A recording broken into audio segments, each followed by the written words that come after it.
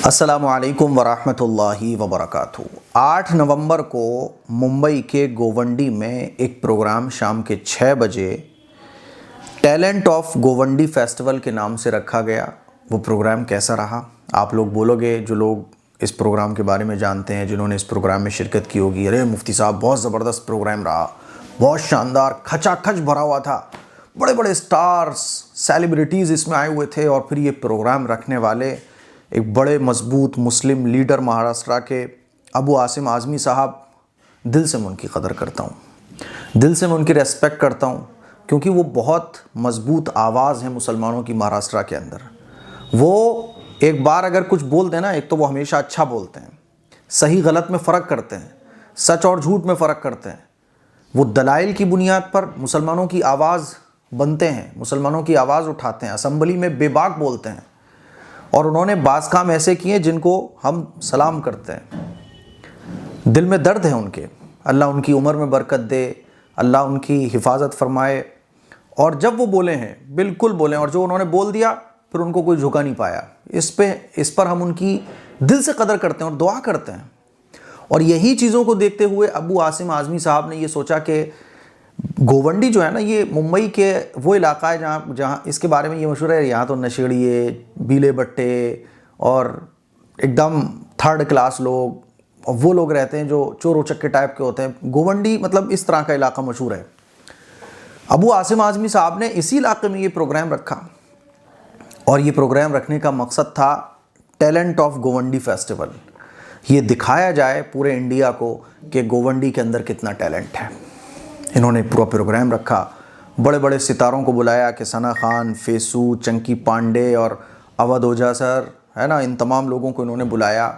Programme बड़ा शानदार रहा, सब कुछ बढ़िया चला, सारी चीज़ें अच्छी लगी। मैंने देखा, कुछ वीडियोस मेरे सामने से गुजरी तो मैंने देखा कि लाओ ये देखें यार प्रोग्राम कैसा रहा।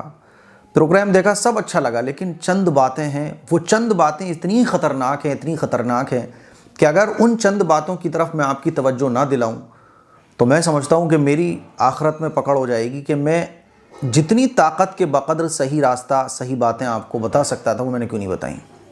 और इन बातों की तरफ आपको तवज्जो करना ज़रूरी है। कुरान मजीद में बारहा आपने इस आयत को मुशायरों में, मस्जिद के मिंबरों से, और आपने ख़ुद भी कुरान मजीद पढ़ते हुए इस आयत को ज़रूर पढ़ा होगा, व तुइज़्ज़ु मन तशा व तुज़िल्लु मन तशा इन्नका अला कुल्लि शैइन क़दीर, कि अल्लाह ही है जिसको चाहे इज़्ज़त देता है, जिसको चाहे ज़िल्लत देता है। वो बादशाह को फ़कीर बना दे, वो फ़कीर को बादशाह बना दे। इन्नका अला कुल्लि शैइन क़दीर, वो हर चीज़ पर कादिर है। और हम सब लोगों का ये ईमान है कि ज़िल्लत और इज़्ज़त का जो मालिक है वो अल्लाह है। करने वाली जो ज़ात है वो अल्लाह की है, अल्लाह के बग़ैर कुछ नहीं हो सकता, सब कुछ उसके कब्ज़े कुदरत में।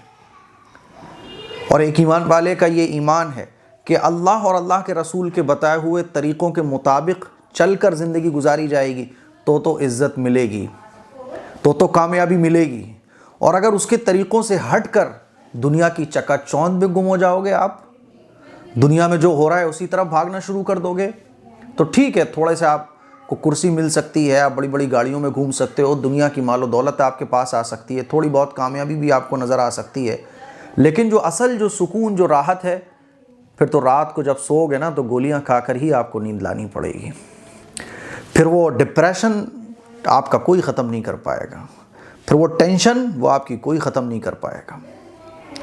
ये आयतें हम लोगों ने पढ़ी हैं। प्रोग्राम की बहुत सारी वीडियोस मैंने देखी, बहुत कुछ अच्छा रहा, लेकिन कुरान मजीद की तिलावत भी हुई माशाल्लाह, हिजाब में बच्चियों ने बहुत कुछ बताया, सुनाया, सब अच्छा है। लेकिन एक चीज़ से जो सबसे ज़्यादा धक्का लगा, और सबको लगना चाहिए, यहाँ तक कि ये बातें जो मैं बोल रहा हूँ अबू आसिम आज़मी साहब की मैं दिल से इज़्ज़त करता हूँ, लेकिन मेरे से अगर कोई गलती हो तो आप लोगों को चाहिए आप प्यार मोहब्बत के साथ मेरी रहनुमाई करें। किसी से भी कोई गलती हो, अल्लाह के नबी ने इरशाद फरमाया कि एक मोमिन दूसरे मोमिन का आईना है। हम एक दूसरे को बताएं कि अदब के साथ, ताना नहीं, तंज नहीं, अदब के साथ। अब चूंकि ये पूरा प्रोग्राम सोशल मीडिया पर है, इसीलिए मुझे ये बातें सोशल मीडिया पे भी बोलना पड़ रही हैं, ताकि आप लोग समझो हमारी आंखों पर पट्टी क्यों बंधी हुई है, हमारे कान क्यों नहीं सुन पाते, सुनकर हम फैसला क्यों नहीं कर पा रहे हैं आजकल कि ये गलत है, हमारी आंखें क्यों नहीं बंद हो जाती हैं कि ये सब गलत है, गलत को गलत हम क्यों नहीं फील कर पा रहे। अगर हम गलत को गलत फील नहीं करेंगे, सही को सही और गलत को गलत नहीं समझेंगे, तो फिर हमारी कौम का मुस्तकबिल बहुत ख़तरनाक है। ईमान से हाथ धो बैठोगे।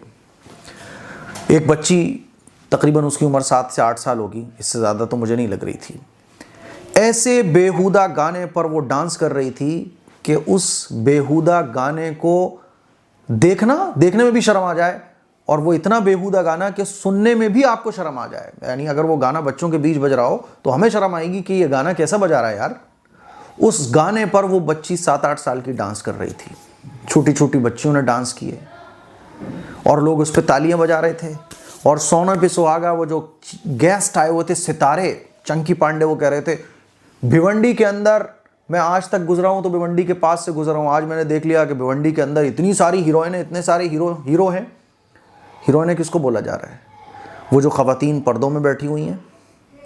हीरोइन किसको बोला जा रहा है? वो जो छोटी छोटी बच्चियां हैं। वो क्या ये इज्जत वाले कलिमात है मुसलमानों के लिए? और उस प्रोग्राम में सारे के सारे मुसलमान, इस प्रोग्राम को करने वाले सारे के सारे मुसलमान, बड़ी बड़ी दाढ़ी वाले बैठे हुए हैं, टोपी लगा के बैठे हुए हैं, खवातीन पर्दों में बैठी हुई हैं, सब ताली बजा रहे हैं उस छोटी सी बच्ची के डांस पर। मुझे बताओ कि जो छोटे छोटे हमारे बच्चे हैं वो इस टैलेंट को देखकर क्या बनेंगे? डांसर? क्या आप ये चाहते हैं कि आपकी छोटी छोटी बच्चियां डांसर बने? बॉलीवुड कितना ख़तरनाक है कि आपको नहीं पता? बॉलीवुड में जाके क्या होता है आपको नहीं मालूम? अब ये जो कुछ छोटी सी बच्ची डांस कर रही है, इस पर तालियां बज रही हैं, चंकी पांडे बोल रहे हैं इतनी सारी हीरोइनें बैठी हुई हैं यहाँ पर, इतने सारे हीरो बैठे हुए हैं। मुझे बताओ इन चीज़ों को देख के हमारे बच्चों के अंदर क्या जज्बा पैदा होगा? हया पैदा होगी, ईमान पैदा होगा, पाक दामनी पैदा होगी। सितारे कौन आए हुए हैं? फेसू। ये सितारे, अगर आप इनको सितारे बनाओगे अपने बच्चों के लिए, तो फिर बच्चे आगे जाके क्या बनने वाले हैं? हमें ऐसे बच्चे बनाना है अपने? नहीं मेरे भाई, नहीं मेरे भाई। आप अपने बच्चों को काबिल बनाओ, उनकी आंखों में हया डालो, उनके दिल में ईमान डालो, शर्म व हया उनके अंदर हो कि वो जब देखें तो नीचे निगाह कर लें। लेकिन आप तो अपनी ही बच्ची को स्टेज पे ऐसे बेहुदा, फहाशी, उरियानी, नंगेपन पे डांस करवा रहे हो, ऐसे बेहुदा गाने पर जिसको सुनने में भी कान लगता है बंद कर लो यार, क्या बज रहा है।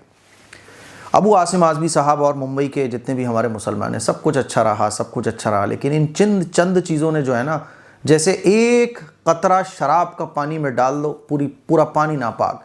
एक कतरा पेशाब का पानी में डाल दो, सारा पानी नापाक। एक छींट आपके सफ़ेद कुर्ते पजामे पर आ जाए तो वो कुर्ता पजामा उतारना पड़ता है।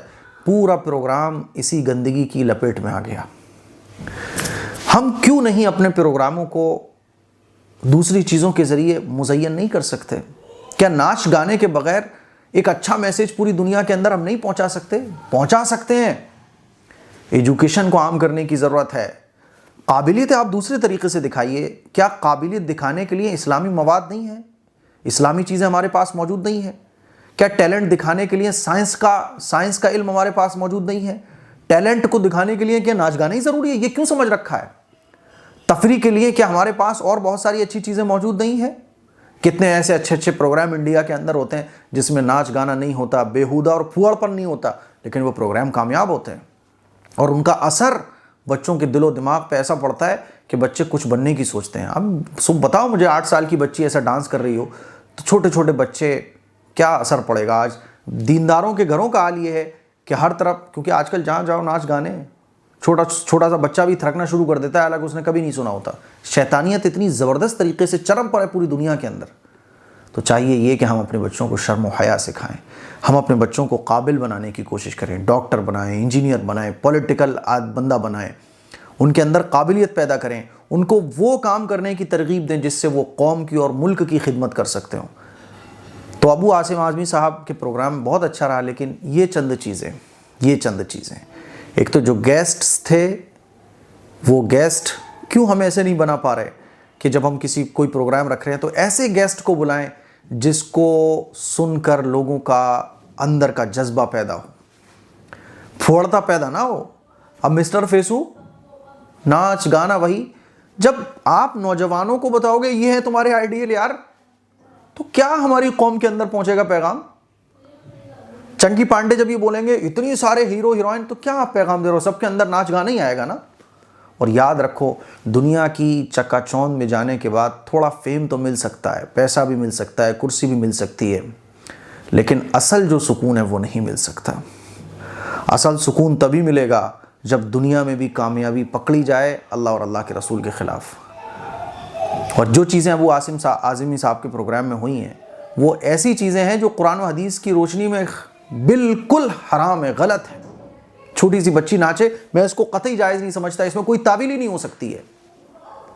छोटी सी बच्चे नाच रहे हो, बिल्कुल ये बहुत ख़राब चीज़ है। अबू आज़मी साहब आपको जिसने ये मशवरा दिया गलत दिया। आपका वक़ार जो है ना, इन चीज़ों से आपके वक़ार, आपकी इज़्ज़त में जो 4 चांद लग सकते थे इस प्रोग्राम के ज़रिए, वो नहीं लग पाए।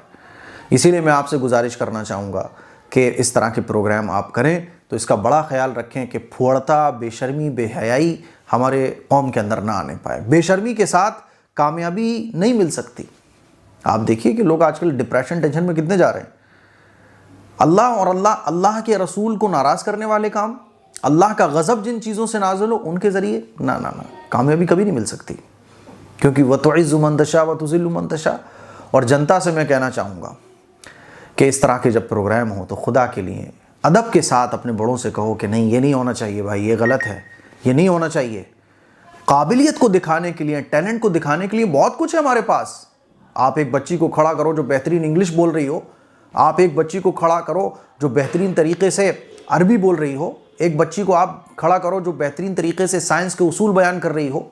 आप ऐसे प्रोग्राम पेश करो जिसके ज़रिए समाज में एक अखलाक पैदा हो, समाज के अंदर गरीबों का दर्द, ऐसे प्रोग्राम करो ना आप।